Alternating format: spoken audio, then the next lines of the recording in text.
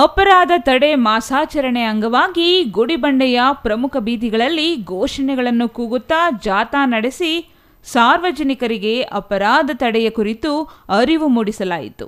ಈ ಸಂದರ್ಭದಲ್ಲಿ ಪೊಲೀಸ್ ಉಪನಿರೀಕ್ಷಕ ನಾಗರಾಜ್ ಮಾತನಾಡಿ, ಸಾರ್ವಜನಿಕರು ಯಾವುದೇ ಕಾನೂನು ಬಾಹಿರ ಕೆಲಸಗಳಲ್ಲಿ ತೊಡಗಬಾರದು, ಚಿಕ್ಕ ಮಕ್ಕಳಿಗೆ ದ್ವಿಚಕ್ರ ವಾಹನ ಚಲಾಯಿಸಲು ಅವಕಾಶ ನೀಡಬಾರದು ಹಾಗೂ ದೊಡ್ಡವರು ಕಡ್ಡಾಯವಾಗಿ ಹೆಲ್ಮೆಟ್ ಧರಿಸಿ ದ್ವಿಚಕ್ರ ಚಾಲನೆ ಮಾಡಬೇಕು.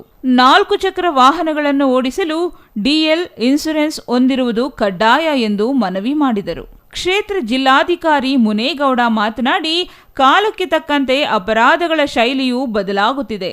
ಸೈಬರ್ ಅಪರಾಧ, ದರೋಡೆ, ಮನೆ ಕಳ್ಳತನ, ಮಾದಕ ವಸ್ತುಗಳ ಸಾಗಾಣಿಕೆ, ಮಾನವ ಕಳ್ಳ ಸಾಗಾಣಿಕೆ ಸೇರಿದಂತೆ ಅನೇಕ ಅಪರಾಧಗಳು ಯಥೇಚ್ಛವಾಗಿ ದಾಖಲಾಗುತ್ತಿದ್ದು, ಜನರು ಈ ವಿಷಯವಾಗಿ ಸಾಕಷ್ಟು ಜಾಗರೂಕರಾಗಬೇಕಾಗಿದೆ ಎಂದರು. ಪೊಲೀಸ್ ಉಪನಿರೀಕ್ಷಕ ಶಿವಣ್ಣ ಮಾತನಾಡಿ, ಜನರಲ್ಲಿ ಅಪರಾಧ ತಡೆ ಬಗ್ಗೆ ಮಾಹಿತಿ ನೀಡಲು ಈ ಕಾರ್ಯಕ್ರಮ ಉತ್ತಮ ವೇದಿಕೆ.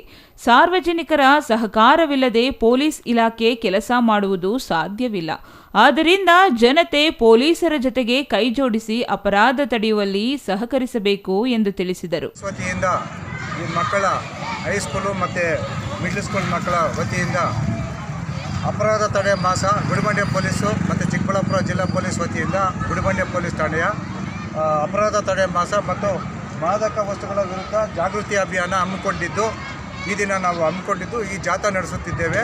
ಇದರಿಂದ ಸಾರ್ವಜನಿಕರಿಗೆ ಒಂದು ಮಾಹಿತಿ ತಿಳುವಳಿಕೆ ಬರುವ ಹಾಗೆ ತಿಳಿಸಿ ಅವರಿಗೆ ಅವರ ಜೀವ ಉಳಿಸಿ ಮತ್ತು ಅವರ ಜೀವನ ಸುಗಮವಾಗಿರಲಿ ಅಂತ ನಾವು ಈ ಜಾಥಾ ಮಾಡ್ತಾ ಇದ್ದೀವಿ. ಇನ್ನು ಈ ಸಂದರ್ಭದಲ್ಲಿ ಶಿಕ್ಷಣ ಸಂಯೋಜಕ ಚಂದ್ರಶೇಖರ್, ಸರ್ಕಾರಿ ಬಾಲಕಿಯರ ಪ್ರೌಢಶಾಲೆಯ ಮುಖ್ಯ ಶಿಕ್ಷಕ ನಂಜುಂಡಪ್ಪ, ಸಹ ಶಿಕ್ಷಕ ನಂಜುಂಡ, ಇನ್ನು ಇತರರು ಹಾಜರಿದ್ದರು. Mohan Kumar, CTV news, Gudibande.